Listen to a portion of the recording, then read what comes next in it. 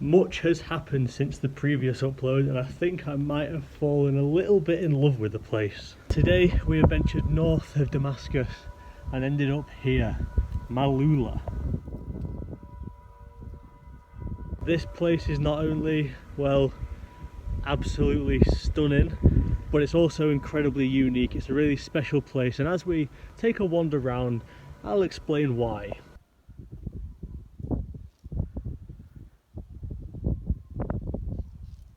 And the first stop on today's tour is going to be this just behind us, actually, the Syria Monastery. Oh, and from up here we can also see this destroyed hotel. That's going to be important, so remember that. And here we are inside the monastery, credited with being one of the oldest Christian buildings in the whole world, built in 325 AD. It's also home to this, the oldest altar in the world, which looks a lot different to our normal altars because it has a lip around the edge, and that's because this being one of the first of its kind ever, it was actually based on pagan altars. On a pagan altar though, this is normally a plug hole for the blood sacrifices, for the blood to come through, but as there are no sacrifices in Christianity, it is in fact just a symbol of the Holy Trinity instead. The frescoes that we see everywhere in the church are actually not originals. The originals were stolen a couple of years ago by Islamic extremists when the terrorists came through this region a couple of years ago. These are just photos of the originals, but they're still pretty funky bits of artwork, and interestingly feature a very odd looking Last Supper. Normally, of course, Jesus is in the middle of the Last Supper surrounded by everybody else, but in this one he's actually to the side and a bit higher up, and apparently that's a symbol of Jesus being ready to help anybody, to get up and help someone out whenever they need it.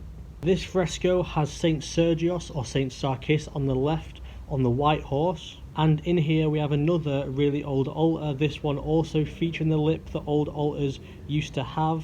Of course, nowadays Christian altars are completely flat, and that is what makes these ones so unique. It was in fact the altars that helped us date this monastery back to this time, and also a lot of carbon dating was done on bits of wood like that bit of cedar.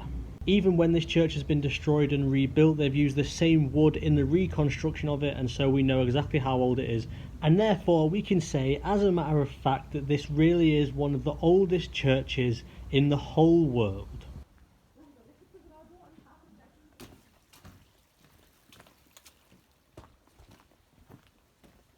And now we're making our way down to the actual village of Maaloula through this mint little chasm thing. The name of the place, Maaloula, means entrance in Aramaic, a really old language, named because of its position between two mountains. It's like the entrance into the gap. The language Aramaic disappeared from the face of the earth pretty much a very long time ago, and is only kept alive by one very specific place on earth. And you guessed it, we're in it, boys. This is the only place on the planet where Aramaic is still spoken as a day-to-day language. And by the way, the reason that people still care about Aramaic as an ancient language is largely because it was the very language spoken by Jesus Christ himself. And if you're interested, this is what Aramaic sounds like. This is the Lord's Prayer in Aramaic.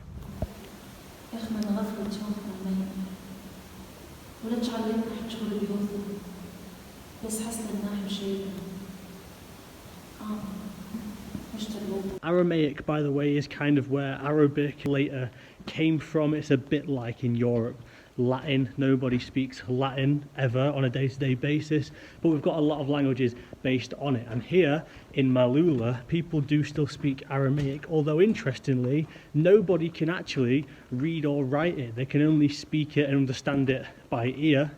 And it's only very recently that people have started to learn how to read and write it properly. So the whole time it's been kept alive here for the past 1500 years or more, since it stopped being a language that anybody spoke ever, people are finally starting to understand it properly and get it back as a written and read language as well as spoken and heard. Just bloody look at all of this. Look, there's even like caves and stuff, little holes in it all.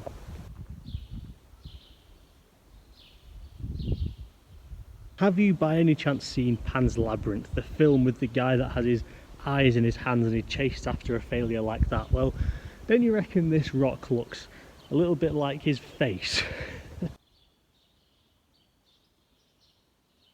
Can you imagine living somewhere where you've just kind of got this to walk around wherever you want? How mint must that be? Got another face-shaped one just here. There's little gorilla eyes and gorilla mouth.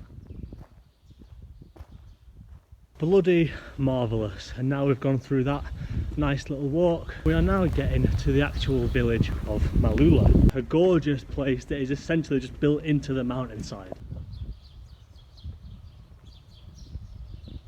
Which, by the way, is just full of loads of secret looking pathways supported by these things as you cross under little bits of the mountain.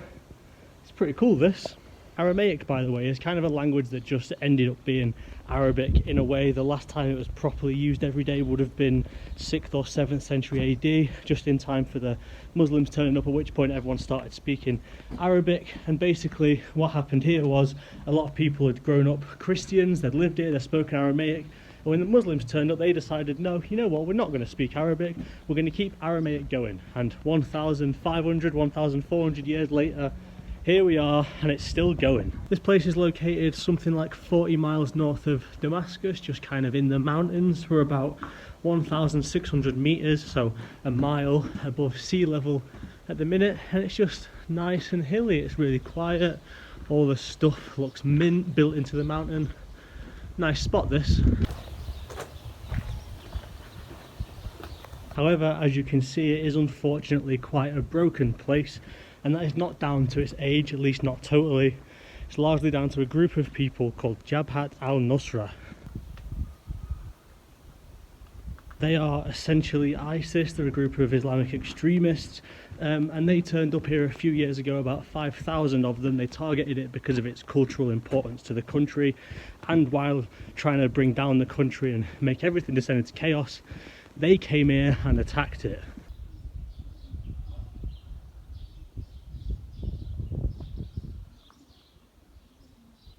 They essentially surrounded the area. They sent a couple of suicide bombers to the bottom where the checkpoint and the soldiers of the Syrian army were.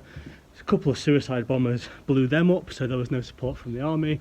And then the rest of them went to the top of the mountain where that hotel is and started their attack from the top. This being an incredibly important and historic part of the country, especially for Christians, they kind of decided what they were going to do is go down from the top of the mountain. And as they approach people, either they have to convert to Islam or they get killed. And being a Christian population as it was, of course not many people wanted to convert to Islam, and so essentially got massacred. And then by the time they got to the bottom of the village, the town, they found a convent full of nuns. They kidnapped 12 nuns, kept them for a while, but later actually the leader of Jabhat al-Nusra's wife had been captured already by the Syrian army, and they eventually traded the 12 nuns for the wife of the guy in charge of the terrorists, and well, at least they got out unscathed.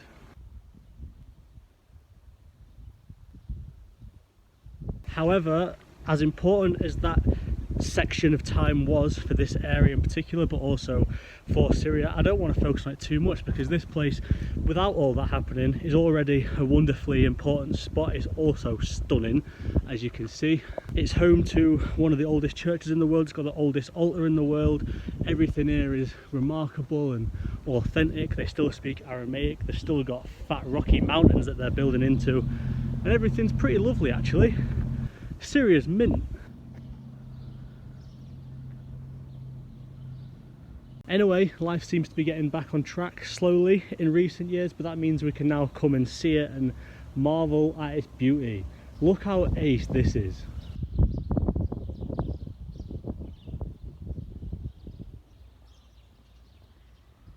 I know this has been quite a short stop really, but I'm actually heading to Aleppo. This was kind of just somewhere to have a break on the way and have a look around something that is essentially frozen in time. It's been a cracking little surprise this, I've really enjoyed it. It's a place where they still speak in ancient language, they've got the oldest Christian stuff in the world, and it's a shame it's deserted and it's quiet, but it is peaceful and it's been a nice little break this. Back when the terrorists raided this place and attacked it, pretty much everybody left or was killed. They either left to Damascus or they went abroad somewhere else safer. But nowadays they reckon about 1/3 of the population is in fact back, and yeah, it's on its way.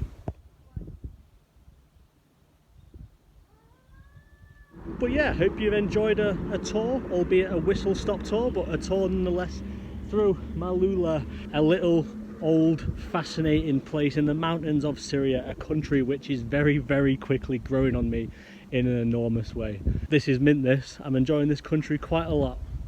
Cheers boys, see you in a bit.